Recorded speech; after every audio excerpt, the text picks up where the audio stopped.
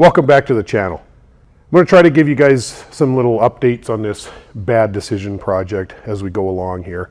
This is a really hard way to get a Mustang. And in fact, my guess is that except for some of you hardcore guys, this is not a good way to try and get a Mustang. This car was so torn apart and mixed up and contained parts of at least 3 different cars in the parts bill that trying to turn that into an actual Mustang is a huge deal. But I've been making some headway, and I think sooner or later here I'm going to end up with some kind of a car. Let me outline my process on this. So first, after I got the thing home here, I went through all of the parts that came with the car, sorted them out. There's a video that shows the unbox of this project, and that gives you an idea of what's there, what isn't there, and where you might be able to start from. You know, I discovered a few things that were definitely not in the parts bill. Drive shaft was one of them, for example, transmission cross member, those kinds of things. And that gives you an opportunity to start trying to acquire some of those parts while you're thinking about or finding time to work on the rest of it. So I spent some time thinking over what I'm going to do. I spent some time acquiring some of the parts I could see weren't here, and then I started work. After the unpack, my initial impression was that I had a car with a mostly assembled interior and some wiring and whatnot in it that I could just start fixing, cut off wiring and start putting together. But the harder I looked at the car, the more I realized the wiring was some kind of Frankenstein nightmare. There was all kinds of stuff that was just cut off for no apparent reason.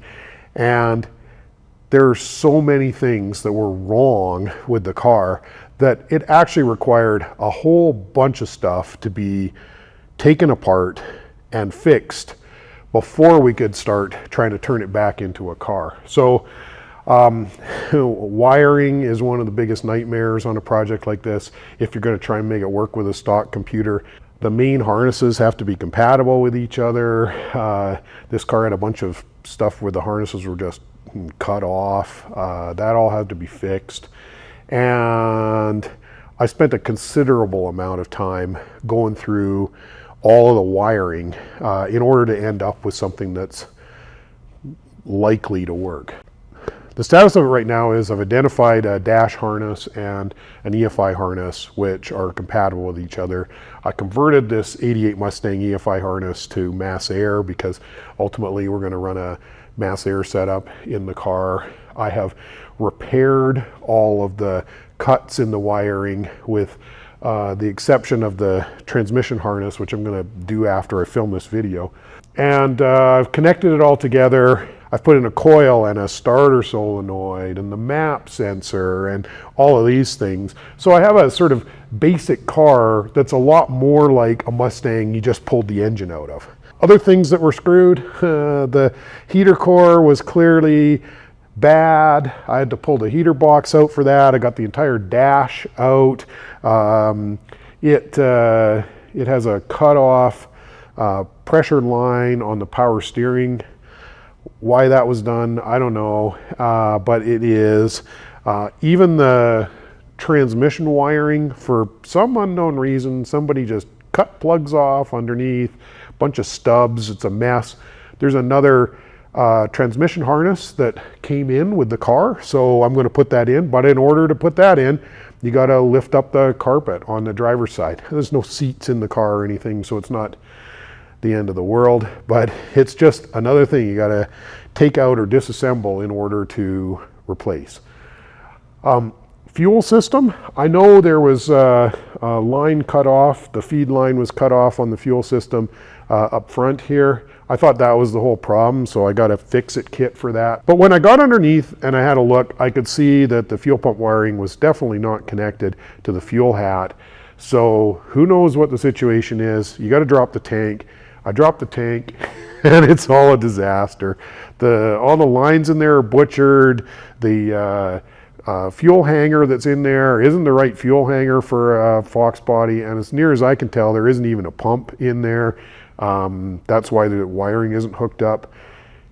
If I had my guess, I'd guess that at some point this car might have been run with a carburetor. There's no sign anywhere that the car had a secondary fuel system or that there was an electric pump in there. The way the lines were cut up and scabbed back onto the tank, there's no way they could have held pressure. So, but it could have been run, I guess, with a carburetor and a mechanical fuel pump. The fuel system can all be turned back to stock. The truth is that the cost of turning it back to stock, or turning it back to stock with an upgraded fuel pump, was really high. The special lines that go to the tank are available, but they're like 100 Canadian dollars each, something like that. And a hanger is not cheap, and I needed a pump anyway. So what I decided to do, because there's some longer term plans for the car, is to just upgrade the whole fuel system now. I'm going to put in one of these 340 liter per hour in-tank pumps using the Sniper style or Holly hanger that's got AN discharge on it. So I'm going to run a -8 braided feed line and a -6 return line from the tank back up to the front. We'll add in fuel pump wiring. There's a video on this channel about upgrading the fuel pump wiring, which you should watch if you have a big pump. Once I have that whole fuel system upgraded, we'll flush it. We'll make sure everything's working right with that. And then, presumably, we're going to be in a position where we could start putting an engine and transmission in the car and finding out if we got something that could run. Some other stuff that was clearly wrong. There was no clutch cable. There was no clutch quadrant. It didn't even have a gas pedal in it. There was a gas pedal in the parts bill, so that was okay. I've had to buy a aftermarket quadrant and cable for it, so we got to get that stuff in. There is a throttle cable, but obviously it wasn't hooked up. So right, but slowly this car is starting to turn into something where we can conceive of putting an engine and transmission in it, and then seeing whether this engine that's supposed to be a stalker that's hanging on the hook here will actually run. I did a compression test on it, turned it over. It looks like it would run, but who knows? That's about where we've got to with the car. I just keep plugging away at it. With any luck, we're going to get to a part where I've got an engine transmission in it, and we'll see if it actually will start. That'd be great. Hey, thanks for watching. Don't forget to like, subscribe, comment, hit that notification bell so that you won't miss out on future videos.